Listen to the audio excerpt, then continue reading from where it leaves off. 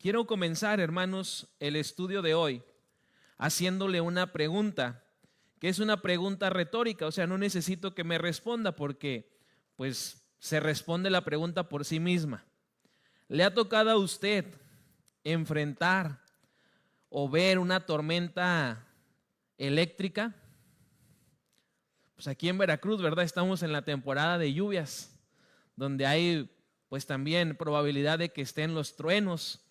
Y son verdaderos truenos, hermano. Le quiero decir que yo no sé si el mar haga un efecto de eco, pero cuando truena aquí, o sea, aquí en la iglesia, nosotros vivimos en la casa pastoral, en la parte de arriba, se escucha el trueno, pero potente.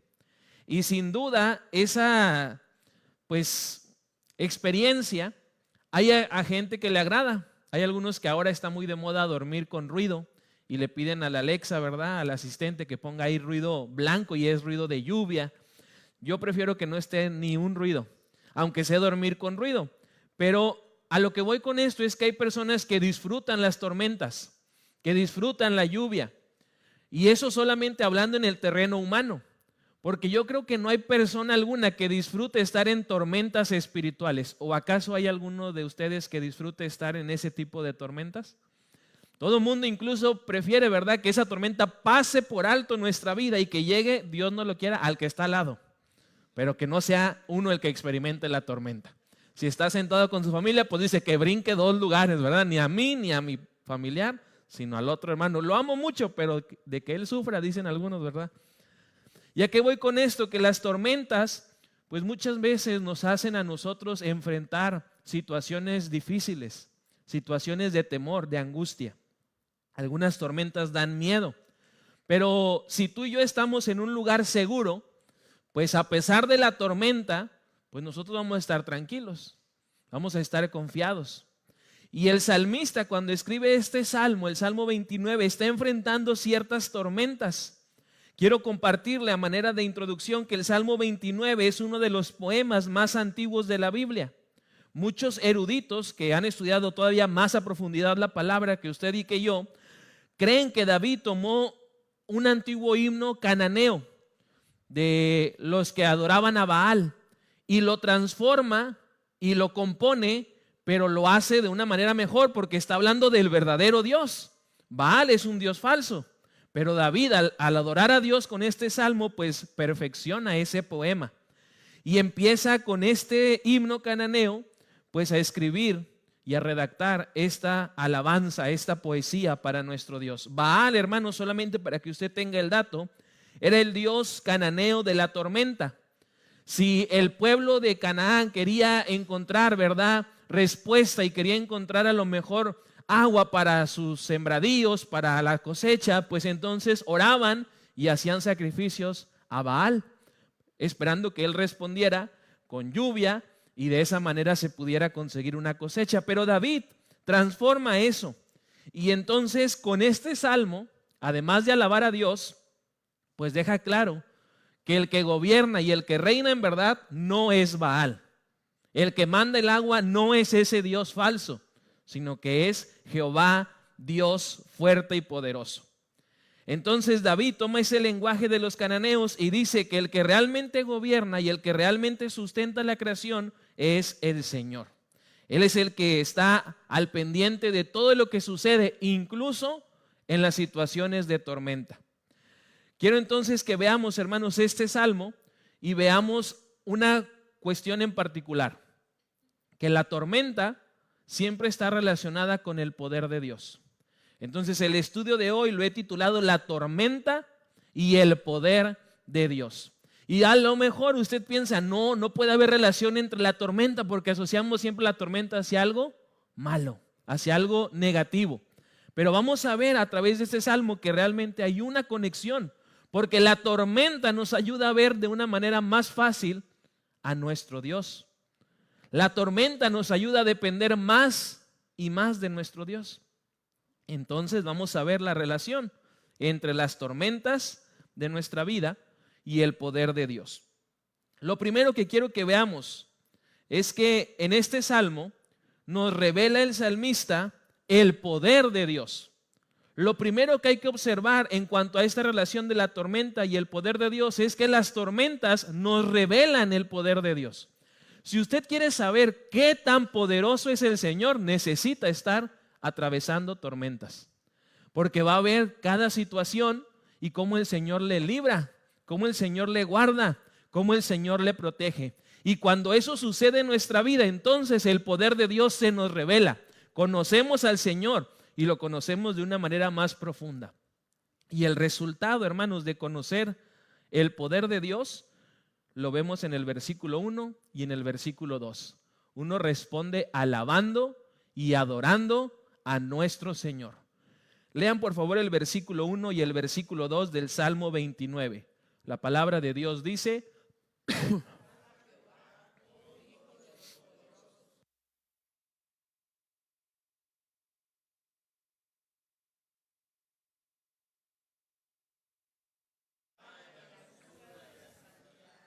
Ok, gracias hermanos. Fíjese cómo David comienza o abre este salmo y lo hace invitando a la creación, que es creación de Dios, a adorar a Dios y a adorarlo por su poder.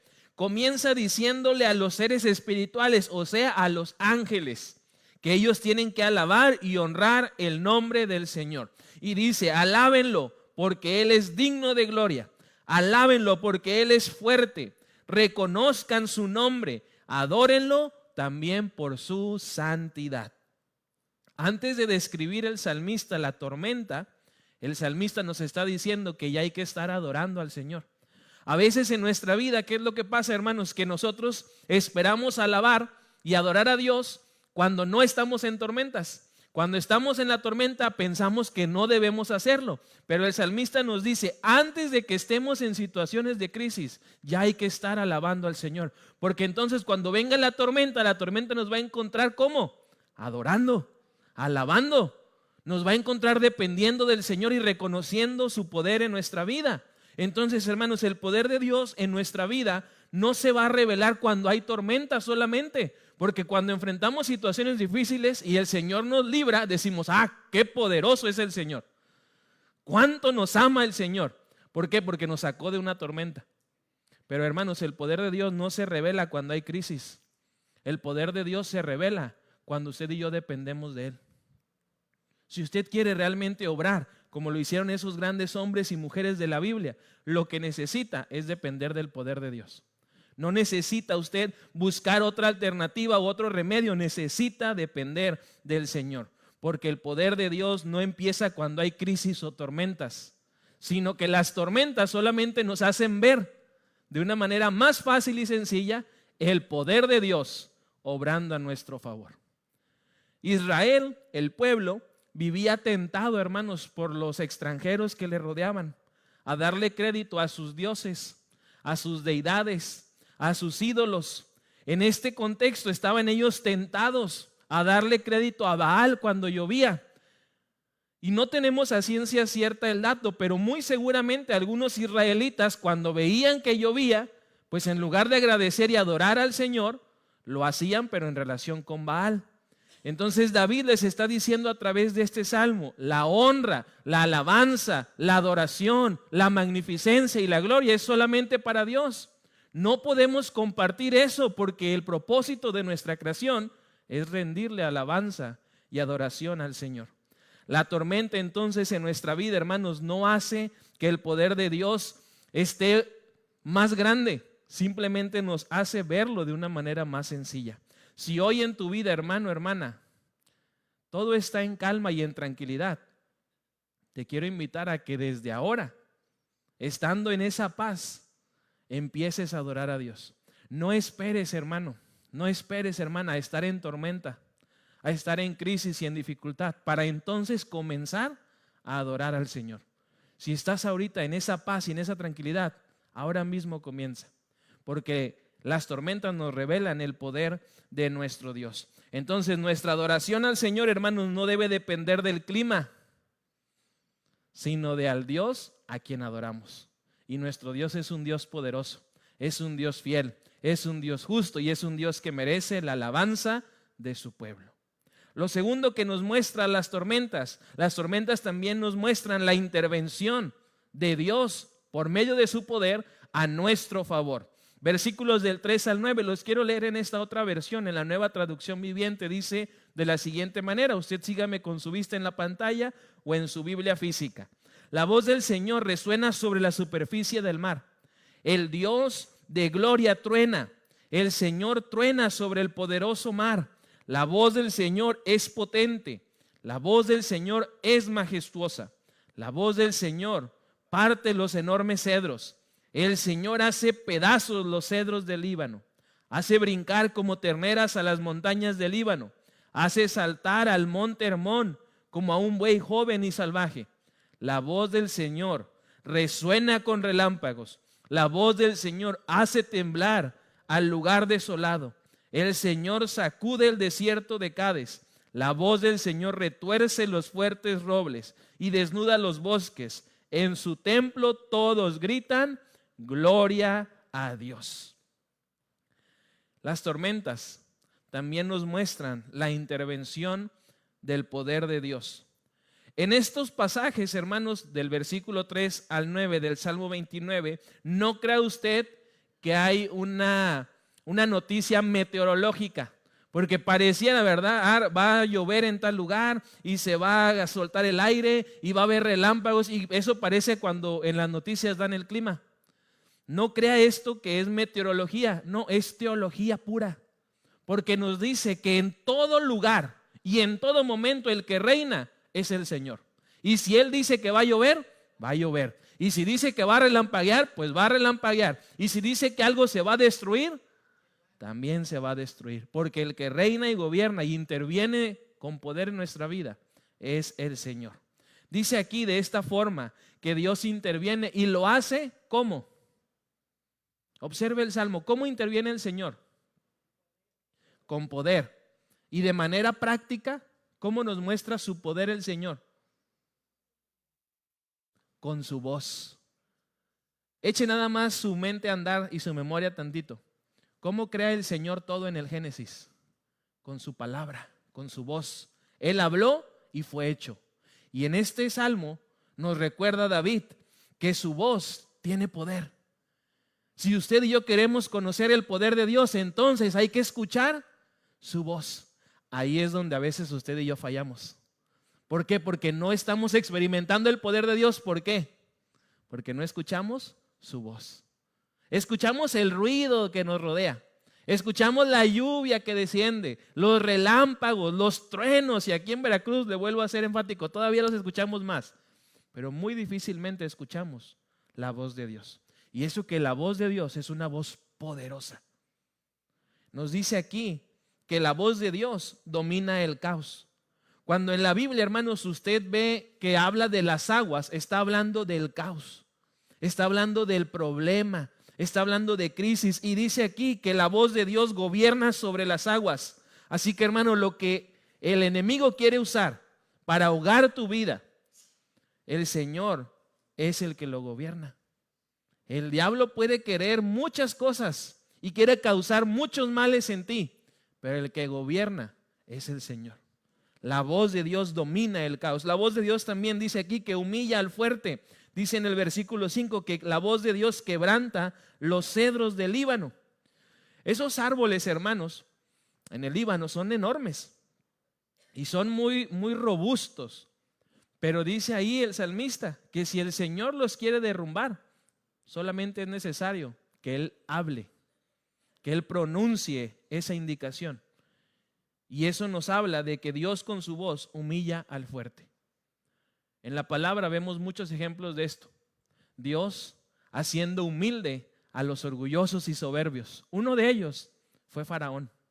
¿Y se acuerda cómo el Señor lo humilló? A través de las plagas. Y esas plagas también nos muestran la intervención del poder de Dios. También la voz de Dios estremece lo muerto. Dice aquí el versículo 8, hace temblar el desierto de Cades, donde la gente a veces dice que no hay esperanza. Si el Señor dice que sí, entonces es sí. Nosotros debemos confiar entonces en la voz de Dios, pero también en su poder. Y lo último que nos dice en relación a la intervención de Dios a través de su voz trae vida. Dice el versículo 9 que el Señor hace parir a las siervas. En medio de las crisis y las tormentas, el Señor puede causar vida. Me encantaba, hermanos, una frase de la bisabuela Chabelita. Y ella decía, se levantaba muy temprano también, porque ya ve que cuando uno va creciendo duerme menos. Y ella decía, nunca es tan oscuro como cuando va a amanecer. Ah, caray, bien profundo. A mis 12, 13 años escuché, creo, esa frase y nunca se me ha olvidado. Dije, ¿cuánta razón tiene esta viejita? Nunca es tan oscuro como cuando va a amanecer. Y eso nos hace referencia, hermanos, a que el Señor puede traer vida incluso cuando alrededor haya muerte. Y si no, solamente lea Ezequiel, el valle de huesos secos. Muerte y demasiada muerte. Pero la voz del Señor habló a través del profeta y esos huesos volvieron a la vida. Entonces solamente, hermanos, nosotros en medio de la tormenta hay que concentrarnos a escuchar la voz del Señor. Y entonces vamos a poder ver su intervención poderosa también a nuestro favor. Y lo último que nos muestra, hermanos, este salmo en cuanto a la relación de la tormenta y el poder de Dios, que las tormentas también nos enseñan la bendición que el Señor trae a nuestra vida. Versículo 10 y versículo 11, ¿lo pueden leer, por favor? La palabra de Dios dice: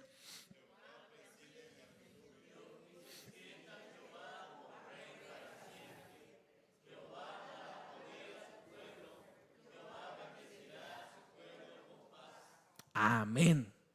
Ahí, hermanos, hay que en serio practicar el amén, porque ahí sí va. Y va hasta fuerte, porque dice ahí que Jehová bendecirá a su pueblo con paz.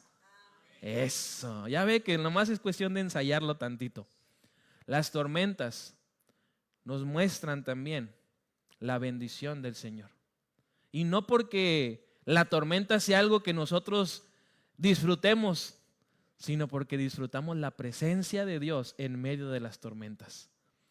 Después del caos del que nos habla el salmista, vemos cómo el salmo, hermanos, termina en paz. Y observe algo muy particular, la tormenta empieza en el mar. Aquí en esta versión, en el versículo 3, dice, ¿verdad?, que la voz del Señor resuena sobre la superficie del mar. Pero vea dónde termina esa tormenta. Termina en el templo. Termina donde está reunida la congregación, donde está reunido el pueblo de Dios. Le quiero hacer una pregunta y en serio, hermano, eche a volar su mente. ¿Por qué cree que el caos o esa tormenta empieza en el mar, pero termina en el templo? ¿Por qué cree eso? ¿Por qué lo cree?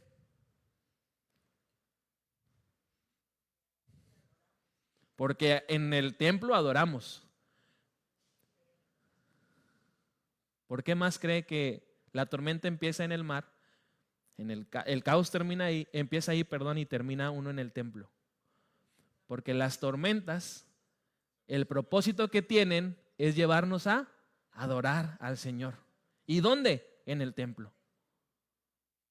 Ahí es donde nosotros vemos, hermanos, lo profundo de este salmo.